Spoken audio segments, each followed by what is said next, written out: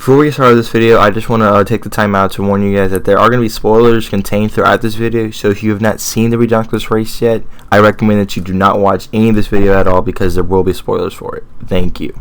What's up guys, my name is TDK, and today in this video I will be going over with you guys why Total Drama The Ridonculous Race is an underrated installment of the Total Drama franchise. The Ridonculous Race is the 7th installment of Total Drama but is a spin-off. Normally within the series, contestants compete in challenges, and at the end of the challenges they vote off one of their peers. However, in this spin-off series, there's a total of 18 teams who compete in a worldwide race across the world, where the team in last place at the end of each episode is sent home unless it's a non-elimination episode. Also, spoiler alert, within the series there is an episode that contains a double elimination. At the end of the race, one team will stay on top of everybody and win $1 million. Now, there are a total of 18 teams. Starting off with the first team on our list, we have the best friends, Devin and Carrie, who came in 5th place. Mom and daughter, Kelly and Taylor, who came in 13th place. The sisters, Emma and Kitty, who came in 4th place. The Goths, Crimson and Amelie, who came in 7th place. The reality TV pros, Owen and Noah, who came in 8th place. The adversity twins, Jay and Mickey, who came in 12th place. The daters/haters, Ryan and Stephanie, who came in 6th place. The ice dancers, Jock and Jose, who came in 3rd place. The surfer dudes, Jeff and Brody, who came in 1st/2nd place. Father and son, Dwayne and Junior, who came in 9th place. The police cadets, MacArthur and Sanders, who came in 1st/2nd place. The stepbrothers, Lorenzo and Chet, who came in 11th place. The fashion bloggers, Jen and Tom, who came in 14th place. The rockers, Rock and Spud, who came in 10th place. The vegans, Lori and Miles, who came in 15th place. The geniuses, Elodie and Mary, who came in 16th place. The larpers, Leonard and Tammy, who came in 18th place. And then the tennis rivals, Pete and Jerry, who came in 17th place. So with all the teams being named, I'm going to go over them in chronological order based off their elimination episode. I'll talk about them all individually. So starting off, we have the LARPers, who came in 18th place, Leonard and Tammy. Now, they didn't have much storyline since they got eliminated first, and you can kind of tell that they were going to be eliminated first because they had no sort of interesting writing or plot line whatsoever. Moving on, we have the tennis rival, Pete and Jerry. They were a little comedic at times, but eventually in their elimination episode, you can kind of tell that they were going to be the ones eliminated, as the only two teams that came in 16th and 17th was Owen and Noah and Pete and Jerry. So they weren't going to write Owen and Noah off at 17th place, so that's kind of how you knew that they were going to be eliminated. The geniuses, Elodie and Mary, they were just kind of weird. Throughout the entire series, they didn't really do much but talk about how smart they were. And the vegans, Lori and Miles, they started off super loving towards animals, but in a few of the episodes, one gets attacked by sharks, doesn't like sharks, and then one accidentally eats meat for no apparent reason and gets really mad, and then that's how they spiral off and they get eliminated. Moving on, we have the fashion bloggers, Jen and Tom, who came in 14th place. I don't know why they got eliminated so early. A lot of people liked them. They were really enjoyable characters, and they just went well together.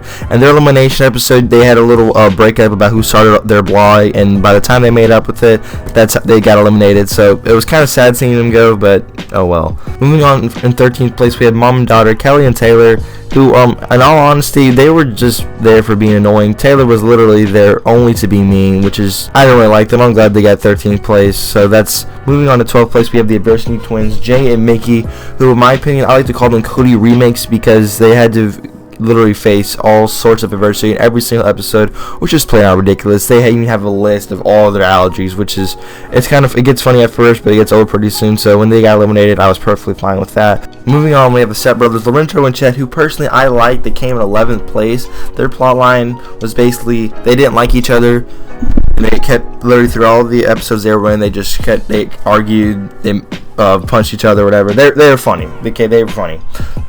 However, in the episode before the elimination episode, they became like super best friends and everything, and then once that happened, you kind of knew, okay, yeah, their time's up, they're going to get eliminated soon. In the very next episode, sure enough, they got eliminated. Coming in 10th place, we have the rockers, Rock and Spud, who their main entire storyline is basically that Spud messes up a lot of the challenges, and Rock is the only kind of smart one. They're both kind of like dumb rockers or everything, who they kind of float a little bit. They don't really have much like crazy antagonistic time. They do get one first place win, which is in Finland, which is at a rock concert, so that's cool.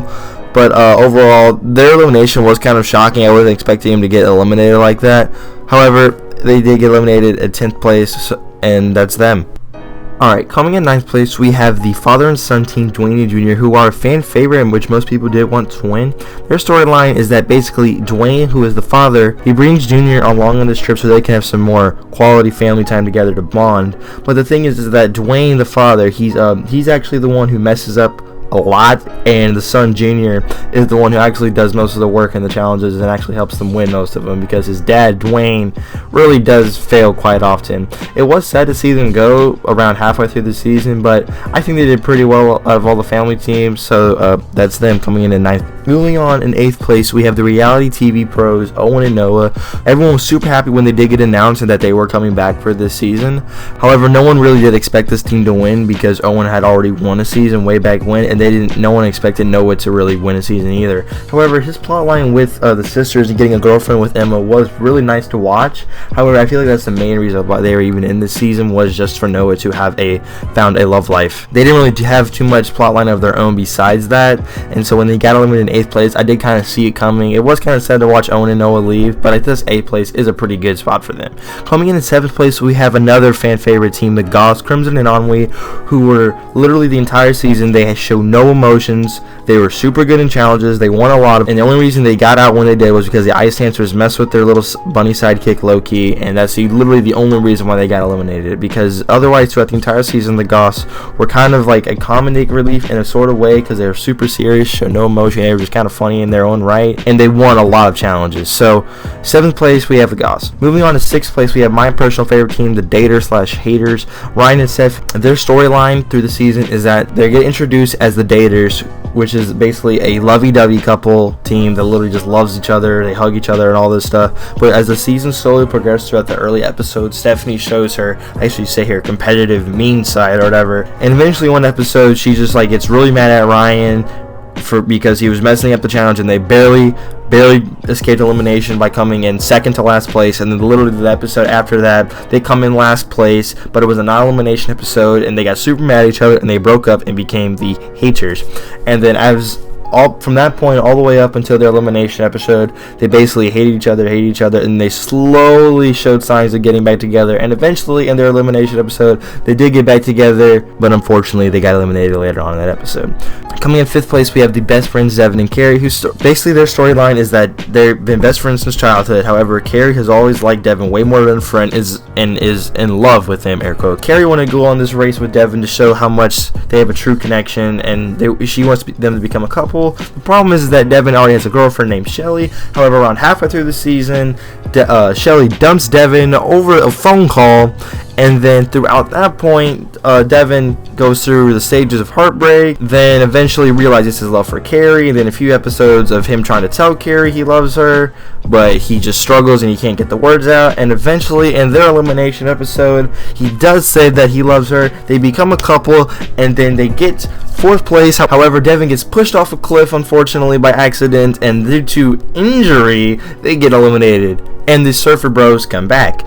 Coming in 4th place, we have the sisters, Emma and Kitty, who were a great team. A lot of people like them. They didn't really have like a main storyline, but their main thing was that Emma likes Noah a lot. She was getting over her breakup from 3 years ago still, which is insanity. However, her and Noah do become a couple. So after Owen and Noah do get eliminated, they kind of just float all the way till the end, till their elimination episode, which they got 4th place, which is really good out of 18 teams. Coming in 3rd place, we have the main antagonists of the season, the Ice Dancers, who, in my opinion, are some of the funniest people. By that, I mean Jock, who's super funny, and then you have Jose, who's like a super serious competitor, and they've been like ice dancing for so many years and all this stuff. There's this backstory that Jock messed up their chances to win gold at the Olympics, and they got silver. So ever since then, and like this entire season, for some reason, they're super obsessed with getting 1st place in every single episode by any means necessarily, and only striving for the gold and the podium at the end of every episode, which is kind of weird, but whatever.